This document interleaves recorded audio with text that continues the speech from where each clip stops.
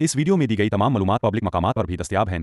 यहाँ पर ऐसा कुछ भी डिस्कस नहीं किया गया जो हमारे अफवाज की राजदारी को फाश करे। यहाँ पर सिर्फ वही मालूमात हैं जो हमारे दिफाई अफवाज के मुतालिक हैं और जो मुफाद आम्मा के लिए आमतौर पर दस्तयाब ही। मेरे ख्याल में हम सिर्फ बातें ही कर सकते हैं, हम मदद नहीं कर सकते हैं। अगेन वही पॉइंट आता है, जब गजा और इसराइल का अच्छा खासा वॉर चल रहा था तो पाकिस्तान में से लोग बड़े खुश थे कि ओहो हो ईरान ये कर रहा है, ओहो हो इराक ये कर रहा है, बट खुद हम कुछ नहीं कर रहे थे। हमने कुछ किया? हमने कुछ नहीं किया। और हमारे ख्याल में कि जो कुछ फ़लस्तीन में हुआ उसका अमेरिका ही इन्वॉल्व था। भाई क्यों नहीं है, अमेरिका ही है, और कौन है अमेरिका तो अगर 2005-6 में हमने क्या ऐसा किया था जो हमारे जो इधर आफ्टर शॉक इतने बड़े लगे, लोगों के घर तबाह हो गए, और जिस लॉस एंजल्स की हम बात कर रहे हैं कि मैं बता देता हूँ क्या मेरे ख्याल में पाकिस्तानियों को थोड़ी सी दिमाग की ज़रूरत है और ये कहना बंद कर देना चाहिए कि अब अल्लाह की आह लग गई है, जो गजा में बमबारी हो रही थी ये वो। सुनने में ये भी आ रहा है कि ग्रेटर इजराइल का नारा लगाया था, तो इस वजह से अमेरिका ने ये सोचा कि जो सऊदी अरेबिया है, कतर है, वो आते हैं ग्रेटर इजराइल के अंदर, तो वो उनके साथ कहीं ना कहीं अपने मामला ख़राब नहीं करना चाह रहे थे, उनसे अपनी ट्रेड बंद नहीं करना चाह रहे थे। तो कहीं ना कहीं ये भी देखा जा रहा है कि उनकी वजह से शायद उन्होंने जंग बंदी अब करवा दी, क्योंकि अब इजराइल भी ग्रेटर इजराइल का नारा लगाने लग गया। समझते हैं कि जो अमेरिका के साथ हुआ है वो फ़लस्तीन की बददुआओं की वजह से हुआ है। क्यों नहीं भाईजान, वो जेम्स वुड वो टीवी के ऊपर ऐलान करता था, उसने कहा था कि इनको मार दो, फ़लस्तीनियों को नहीं बचने चाहिए, लेकिन जब उसका घर जला तो आके CNN के ऊपर बैठकर वो रो रहा था धाड़े मार मार के। इसराइल को भी असला प्रोवाइड किया गया है, उसके बाद आपने कहा कि अरब ममालिक को भी असला प्रोवाइड किया गया है, तो हर किसी को ज़रूरत है। ज़रूरत नहीं है तो ना ख़रीदें, सिंपल नो कह देंगे कि भाई हमें चाहिए ही नहीं है। मैं मेहर तनवीर आपसे दरखास्त करता हूँ अपने इर्द गिर्द सफाई रखे और एक पेड़ जरूर लगाए अपनी आने वाली नस्लों के लिए। शुक्रिया। अस्सलाम वालेकुम, मैं आपका होस्ट मेहर तनवीर और आप मेरा YouTube चैनल देख रहे हैं मेहर तनवीर रिएक्ट्स। मेहरबान देर कर दी आते आते, अमेरिका ने अब जंगबंदी करवा दी है इजराइल और गजा में, लेकिन उसके नुकसानात कितने हुए हैं गजा को वो पूरी दुनिया अच्छे से जानती है। लेकिन जैसे ही जंगबंदी का ऐलान हुआ कतर की सालसी के साथ, उस वक्त जितने भी फ़लस्तीनी हैं वो शहर भर निकल आए और एक रक्स का समा, ये आप वीडियो देख रहे होंगे, फ़लस्तीनी अवाम बहुत ज़्यादा खुश है, वो ढोल बजा रहे हैं, वहाँ पर अल्लाह का शुक्र अदा कर रहे हैं और बहुत ज़्यादा खुशी का इजहार कर रहे हैं। लोगों ने अपने बच्चों को कंधों के ऊपर उठा लिया। फाइनली अगर अमेरिका ने ये स्टेप लेना था तो बहुत पहले क्यों नहीं लिया। डोनाल्ड ट्रंप ने कुछ दिन पहले कहा था कि मैं मिडिल ईस्ट को जहन्नुम बना दूंगा, लेकिन बाइडेन ने जाते जाते जंगबंदी करवा दी इजराइल और गजा में। आइए पाकिस्तानी पब्लिक की तरफ चलते हैं और रिएक्शन लेते हैं। जो बाइडेन ने अभी फैसला लिया है वो कुछ माह पहले क्यों नहीं ले सकते थे। मेरे ख्याल में जब भी कोई भी सियासतदान आता है, पॉलिटिशियन आता है, या कोई भी प्राइम मिनिस्टर या प्रेसिडेंट आता है, and specially from the United states of America, तो उसकी एक अलग ही स्ट्रेटजी होती है, पूरी दुनिया को माननी पड़ती है, बिकॉज उसको as a super power consider किया जाता है, और जो सुपर पावर होता है उसके सामने आप उफ तक नहीं कर सकते। बहुत कम कंट्रीज़ हैं जिनमें, अगर हम रशिया की बात करें तो वो आंख दिखाने में काबिलियत रखता है अमेरिका को। उसके बाद कनाडा ने भी थोड़ा बहुत ट्राई किया, फिर कह लें कि अगर हम अपने हमसाया मुल्क की बात करें तो इंडिया भी ट्राई करता है। But the thing is that के फंसाया नहीं है, ठीक है, जंगबंदी कराई है, सुकून तो होना चाहिए, सही, ठीक है, कुछ वक्त के लिए ही चाहे तो सुकून होना चाहिए, ताकि उनके सर के ऊपर से भी ये खतरा उतर जाए कि भाई अब कहीं से भी बमबारी नहीं होने वाली है, कहीं से भी गन्स नहीं चलने वाली हैं, ठीक तो है। जो बाइडेन ये पहले भी तो कर सकते थे, पावर में थे, पहले क्यों नहीं किया, क्या रीजन समझती हैं आप? देखिए, आई थिंक सो कि जब भी बात आती है मैस वेपन ऑफ डिस्ट्रक्शन की, तो वो हमें नज़र आती है कि एवरीबॉडी सेल देयर वेपन्स,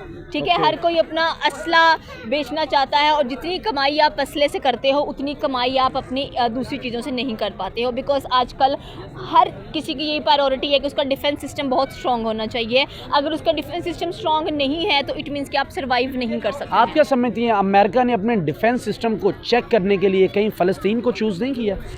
देखें, अपने डिफेंस सिस्टम को चेक करने के लिए आप कह रहे हैं कि उन्होंने फ़लस्तीन को चुन लिया कि आप यहाँ पर अपना जो हथियार हैं उसको इस्तेमाल कर सकते हैं, but the point is that कि ताली कभी भी एक हाथ से नहीं बचती है, ताली दोनों हाथों से बचती है। जब दोनों हाथों से बचती है तो फिर कारनामा आपके सामने आता है। आप नहीं समझते कि हमास के पास इतनी डिफेंस सिस्टम को रोकने की ताकत नहीं थी, और अमेरिका के पास भी बड़ा खुल्लम चांस था कि वो खुल्लम खुल्ला जो मर्जी वहाँ पर अपनी बदमाशी कर सके, अपना जो मर्जी वेपन वहाँ पर यूटिलाइज करें, वहाँ पर इसराइल को दें, जो मर्जी करें, उनको पता आगे से रोक नहीं पाएंगे। जहाँ पर आप कह रहे हैं कि इसराइल जिनको अमेरिका वेपन प्रोवाइड कर रहा है, वहाँ पर हमास को भी तो किसी ने वेपन्स प्रोवाइड किए होंगे ना।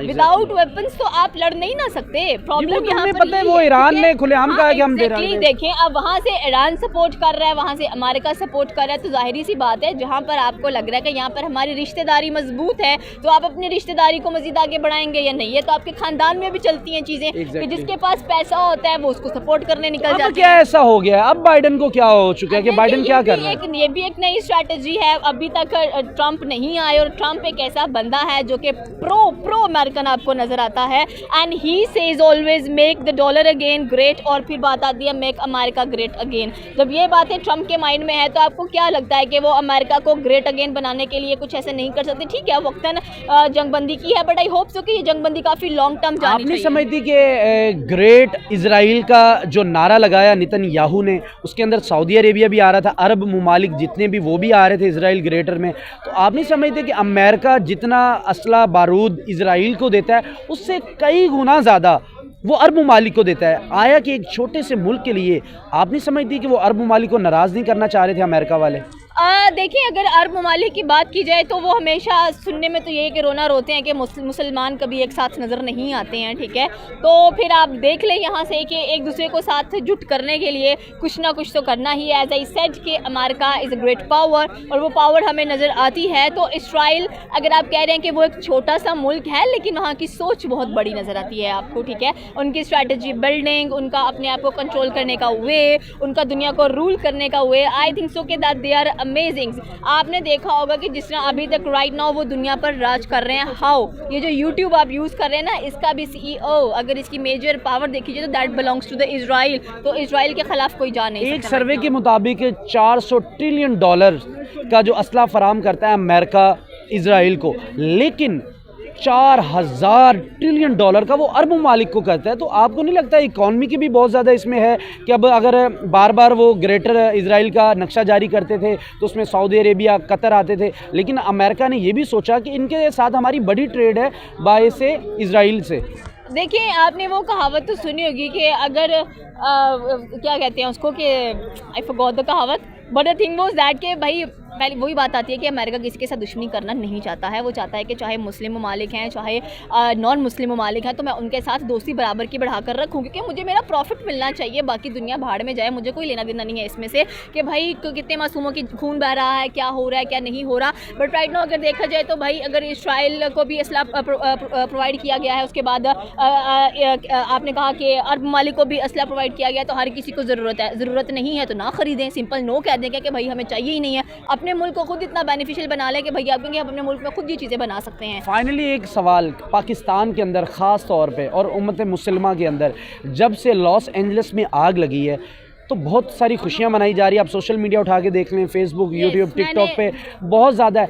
तो कहीं ना कहीं ये सवाल नहीं पैदा होता कि अगर वो कहते हैं कि डोनाल्ड ट्रंप ने कहा था मैं मिडिल ईस्ट को जहन्नुम बना दूंगा 1 तारीख को कहा, और 2 या 3 की जो दरमियानी शब है वहाँ पर आग लग गई, तो वो हमारे जो मुसलमान दोस्त हैं या हमारे पाकिस्तानी हैं ख़ास तौर पे, वो ये कहते हैं कि भाई अल्लाह की पकड़ में आ गया। आपका इसमें क्या ओपिनियन है? देखिए, मैं इसमें अपना न्यूट्रल ओपिनियन दूंगी, बिकॉज हम किसी को जज नहीं कर सकते हैं अपने घर में बैठे हुए, क्योंकि हमारे पास क्या चीज़ें हैं आपको साफ नज़र आ रही हैं। आप अपने मुल्क पर तवज्जो दें, आप अपने मुल्क में रहें, अपने मुल्क को आप ये स्पेशली बताएं कि भाई हमने इसको ग्रो करना है। अगर यहाँ पर आग लगती है तो क्या कल को लॉस एंजलिस वाले उठ के कहेंगे कि भाई ये हमारी जो है इनको लग गई है आकर? तो मेरे ख्याल में हम सिर्फ बातें ही कर सकते हैं, हम मदद नहीं कर सकते हैं। अगेन वही पॉइंट आता है, जब गज़ा और इसराइल का अच्छा खासा वॉर चल रहा था तो पाकिस्तान में से लोग बड़े खुश थे कि ओहो हो ईरान ये कर रहा है, ओहो हो इराक ये कर रहा है, बट खुद हम कुछ नहीं कर रहे थे। हमने कुछ किया? हमने कुछ नहीं किया। और एक और सवाल मेरा कि लॉस एंजलिस में अगर अल्लाह की पकड़ आई है तो पाकिस्तान में 2005 और 6 को जब जलजिला आया था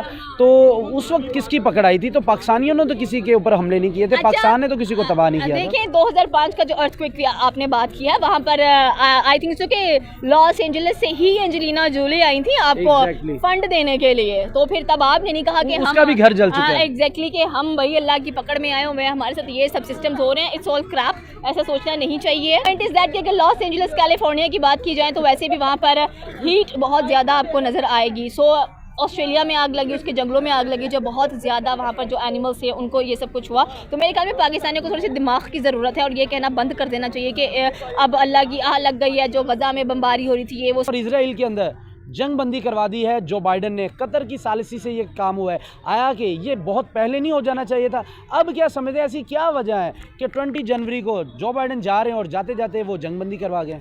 देखिए, पहली चीज़ तो ये है कि अगर हम लोग देखें तो ये चीज़ बहुत पहले हो जानी चाहिए थी, बट जब अमेरिका ख़ुद जो है वो आग में भड़का, उसके अपने लोग मरे, तो तब उनको अकल आई कि भाई जलना और मरना और अपने लोगों को खोना कैसा होता है और क्राइसिस में जीना कैसा होता है। कैलिफोर्निया को हमने खुद देखा और उसके बाद जो है वो गज़ा की तकलीफ़ जो है वो सबको सामने नज़र आई और यहाँ पर हम लोगों को सीज़ फायर नज़र आया जाते जाते। अब 20 जनवरी को जो बाइडन इज़ लीविंग, बट उसका जो स्टेप है it has made him a star.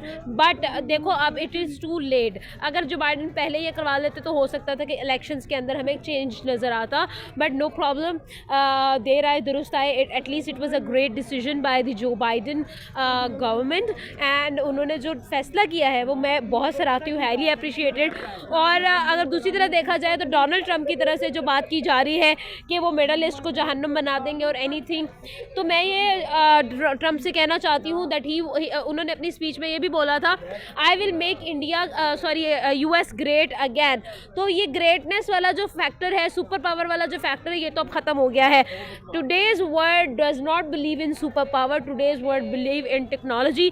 और टेक्नोलॉजी की जब हम बात करते हैं तो अब वो सरहदों तक महदूद नहीं रह गई, अब वो यूरोप तक महदूद नहीं रह गई, अब वो अमेरिका तक महदूद नहीं रह गई, बल्कि अब उसकी जो मैं कहूँगी कि जो बॉर्डर्स हैं वो बहुत वसी हो चुके हैं। अच्छा, सुनने में ये भी आ रहा है कि ग्रेटर इजराइल का नारा लगाया था, तो इस वजह से अमेरिका ने ये सोचा कि जो सऊदी अरेबिया है, कतर है, वो आते हैं ग्रेटर इजराइल के अंदर, तो वो उनके साथ कहीं ना कहीं अपने मामला ख़राब नहीं करना चाह रहे थे, उनसे अपनी ट्रेड बंद नहीं करना चाह रहे थे। तो कहीं ना कहीं ये भी देखा जा रहा है कि उनकी वजह से शायद उन्होंने जंगबंदी अब करवा दी, क्योंकि अब इजराइल भी ग्रेटर इजराइल का नारा लगाने लग गया। Well, in any way, in any consequences, seize fire हमें देखने को मिला है और सीज़ फायर ही एक मेन चीज़ थी जो हम चाहते थे, वो हो चुका है। तो I think Muslims should be celebrating के फाइनली ये सब कुछ ख़त्म हुआ है। गज़ा के अंदर जिस तरह अब खुशी की लहर आई है, अवाम ढोल बजा रही है, बाहर आ रही है, कोई शुक्र अल्लाह का कर रहा है, तो ये जो काम अभी जो बाइडन ने किया है, ये इसको काफ़ी देर पहले नहीं कर लेना चाहिए था? बहुत पहले हो जाना चाहिए था, बट मेरे ख्याल में कहीं ना कहीं जो है कतर वॉज इन्वॉल्व।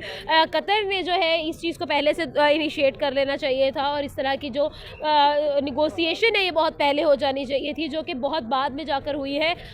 देखिए, it's been just 2 days left कि जो बाइडन की गवर्नमेंट जो इसके अंदर शराइत रखी गई वो काफ़ी सख्त नज़र आ रही है हमास की जानिब से, यानी कि इजराइल का एक बंदा देंगे और वहाँ से 50 लोग लेंगे, तो ये कितनी बड़ी यानी कि एक सख्त किस्म की नहीं आप स्टेटमेंट समझते कि एक बंदा जाएगा इजराइल का और 50 वहाँ से फ़लस्तीनी या हमास के लोग आएंगे? वेल सी, यहाँ पर सिचुएशन ये है कि देखिए हमास का नुकसान भी बहुत हुआ है, गज़ा का नुकसान भी बहुत हुआ है, फ़लस्तीन का नुकसान भी बहुत हुआ है, तो अब उसकी भरपाई भी उसी हिसाब से ही होनी चाहिए। इसीलिए अमेरिका कह रहा है भरपाई करेंगे, जो भी चीज़ें सेट होंगी वो उस हिसाब से होंगी और ऑन इक्वालिटी बेसिस होंगी, अदरवाइज दोनों की तरफ से नहीं माना जाएगा। इस क्रेडिट किसको जाना चाहिए, कतर, अमेरिका, इन दोनों में से किसको ज़्यादा क्रेडिट जाता है? वैसे मेरी तरफ से तो कतर को जाना चाहिए, because I have seen Qatar always a straight forward policy.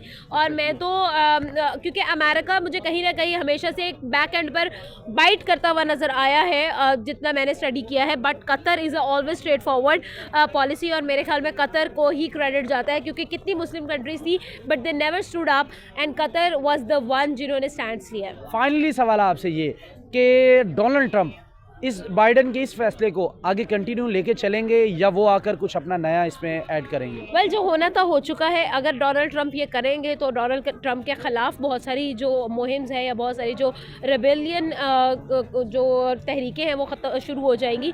तो मुझे नहीं लगता कि डोनाल्ड ट्रंप राइट नाउ ये अफोर्ड कर सकते हैं at the time when America is not great so much. तो ये चीज़ें चल रही हैं। उसमें यही की थी और फिर उसकी जो टीम है उसने प्रेशर बढ़ाया, उसने जो इसराइल के प्रेसिडेंट है, वज़ीर आज़म, क्या नाम है, नेतन्याहू, उनको कहा कि भाई ये बंद करो, नहीं तो फिर मुझसे बुरा नहीं होगा। सर लेकिन उसके आपकी बातों के बरअक्स एक कॉन्फ्रेंस के अंदर डोनाल्ड ट्रंप ने कहा था कि मैं मिडिल ईस्ट को जहन्नुम बना दूंगा, उसके अगले दिन ही लॉस एंजल्स में आग लग गई। तो आप नहीं समझते ये डोनाल्ड ट्रंप का तो ये बयान है कि मैं मिडिल ईस्ट को जहन्नुम बना दूंगा, तो उनके क्या प्रेशर हो सकता है कि जंगबंदी करवाने में? देखें, वो उसने जो बयान दिया था ना, वो एक उसको बयान की उस पर लें और वो जहन्नम कैसे बना देगा, तो वो तो बल्कि दुनिया भर में जब अफ़गानिस्तान के साथ अमेरिका जंग कर रहा था, वो तो कह रहा था कि फौरी हथियार फेंको और वापस आओ भाई, जंग नहीं करनी।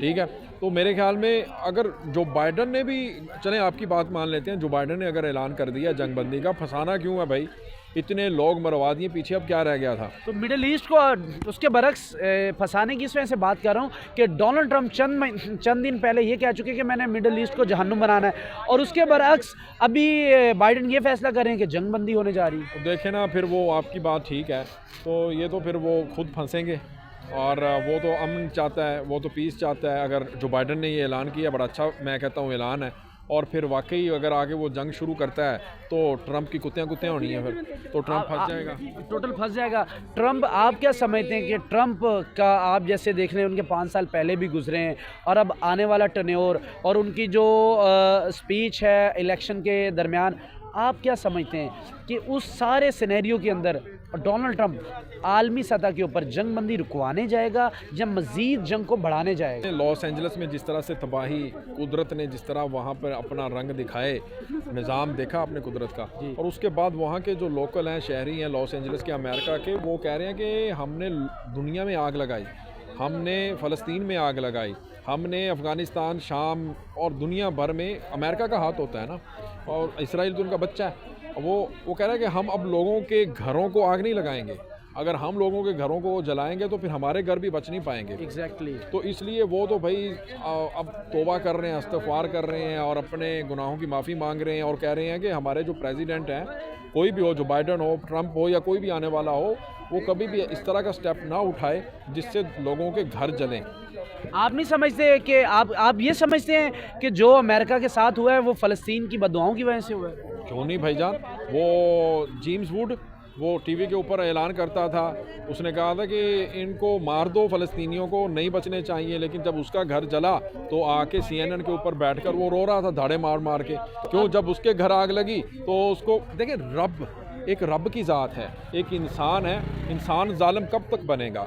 अल्लाह ताला तो फिर देख रहा है ना, जब वो आता है वो कह रहे हैं परिंदे से आग लगी। आपके ख्याल में कि जो कुछ फ़लस्तीन में हुआ उसका अमेरिका ही इन्वॉल्व था? भाई क्यों नहीं है, अमेरिका ही है, और कौन है अमेरिका? अच्छा, तो अगर 2005-6 में हमने क्या ऐसा किया था जो हमारे जो इधर आफ्टर शॉक इतने बड़े लगे, लोगों के घर तबाह हो गए, और जिस लॉस एंजल्स की हम बात कर रहे हैं कि मैं बता देता हूँ क्या वो मतलब क्या हुआ? हम इत्तेहादी बने थे अमेरिका के, जिसकी वजह से हुआ था, हमने अफगानिस्तान को अड्डे दे दिए थे अमेरिका को कि यहाँ से भाई अपने जहाज़ उड़ाओ, विमान, तैयारे, एयरक्राफ्ट, और जाकर वहाँ पर बमबारी करो। असल में वजह तो ये थी, हमने लोगों की जंग अपने घर में खुद ले आए थे। तो यानी कि वो भी अमेरिका की वजह से उस वक्त भी ज़लज़ला आया? जाहिर बात है, देखें अमेरिका की वजह से नहीं होता, कुछ चीज़ें होती हैं जिसके कुछ असरात होते हैं। देखें, ज़लज़ला आना, ज़मीन हिलना, अच्छा, ऐसे मुस्लिम किसी का घर जल जाए, किसी का मुल्क तबाह हो जाए, हमें खुश होना चाहिए उसमें? नहीं होना चाहिए। तो आप नहीं समझते कि पाकिस्तान की सोशल मीडिया पे इस वक्त यही चला हुआ है कि अमेरिका फ़लस्तीन की बददुआओं की वजह से, अमेरिका इसकी वजह से हो रहे, वो असल में तस्वीर का दूसरा रुख दिखा रहे हैं कि भाई अगर आप जुल्म करोगे तो फिर आप भी नहीं बच पाते। अल्लाह ताला की जो ज़ात है वो कभी ना कभी तो इंसान को पकड़ती है, जब पकड़ती है तो फिर एक परिंदे से आग लगवा देती है। बिल्कुल।